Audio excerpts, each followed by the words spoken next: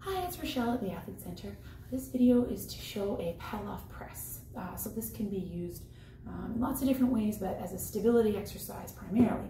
So the first thing we want to do is make sure that we can set up our torso, so our pelvis and our hips and our rib cage sort of in a neutral position in all planes.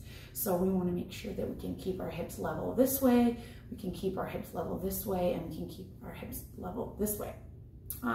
So we're going to use a resistance band or a cable machine that's going to be attached out beside us. And then we'll start with our feet hip distance apart. So this is going to be an easier version.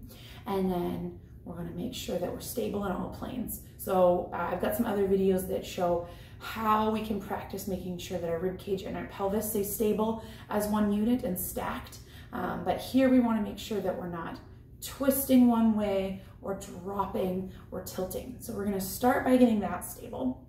Once you feel like you've got that, then you might hold the band with one hand and use your other hand to sort of check that. So we want to be totally square. From here, we're going to exhale as we press forward, inhale as we bring it back without letting any of those planes of motion change through our hips, our pelvis, and our rib cage. So with our feet hip distance apart is going to be an easier version. It's going to be a little bit harder when we bring our feet together.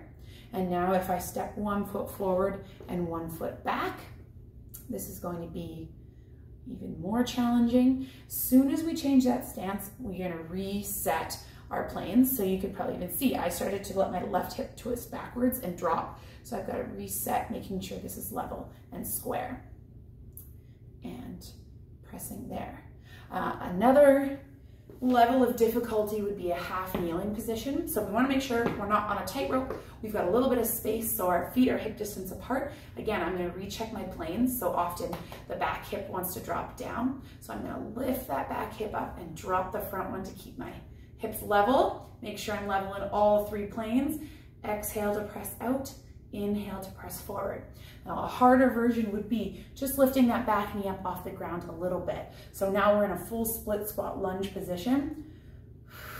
Pressing out and back in. Again, I sort of forgot to check my levels there. So everything's square through the hips, pelvis, rib cage. Exhale to press out. Inhale to press back in. So from this side, it should look like this. So my front knee sort of right over my shoelaces in line with my second and third toe. And then my back knee is lifted off the ground, everything square. Exhale to press out, inhale to pull in. The higher up we go, the easier it's gonna be. This is gonna be harder, and then a slightly easier down here. And that's called a Palloff Press. So either a half kneeling, a split squat, a feet together, or a neutral.